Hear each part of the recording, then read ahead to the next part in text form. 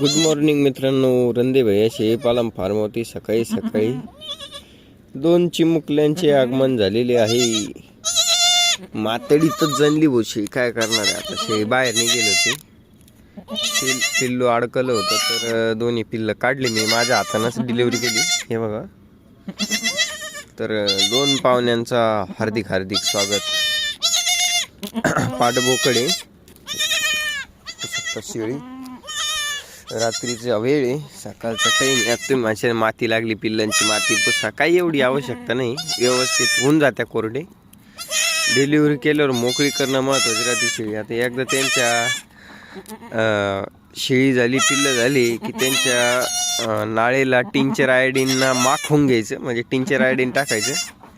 बाकी काही एवढा प्रॉब्लेम येत नाही. सकाळ संध्याकाळ टिंचर आयोडीन आणि सकाळ संध्याकाळ पिंकू ग्राईप वॉटर जर चालू केलं, एक नंबर रिझल्ट येतो बघा. तर हे पहिल्या दिवसाचं नियोजन असतं. शेळी वेली की शेळीची खीळ फोडून घ्यायची, पिल्लांना एक 5 मिनिटाच्या नंतर थोडं थोडं दूध पाजून द्यायचं आणि त्याच्यानंतर मग तुम्ही त्यांना आरामात राहून द्यायचं. शेळी चाटते व्यवस्थित, काही अडचण नाही. पिल्लं सुरुवातीला दिवसातून 2दा पाजले तरी चालतात, 3दा पाजले तरी चालतात. एक 2-4 दिवसानं दिवसातून 2दाच पाजायची, ही गोष्ट ध्यानात ठेवायची. 3दा पाजायची गरज नाही, 4-5 वेळेस पाजायची गरज नाही. नंतर सुरुवातीचे 2-3 दिवस पाजू शकते तुम्ही, अडचण नाही.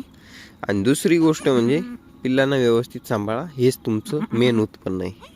धन्यवाद. पिल्लं कशी वाटली कमेंट करून नक्की सांगा. आणि दुसरी गोष्ट म्हणजे पिल्लू जर वाचलं तर तुमचं उत्पन्न वाढणार आहे, ही गोष्ट ध्यानात ठेवा.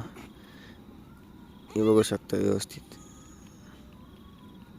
आता आपली जी जागा आहे खालची ती स्वच्छ आहे, माती जरी लागली तरी ते कोरडे होऊन जातात, त्याच्यात काही विषय नाही.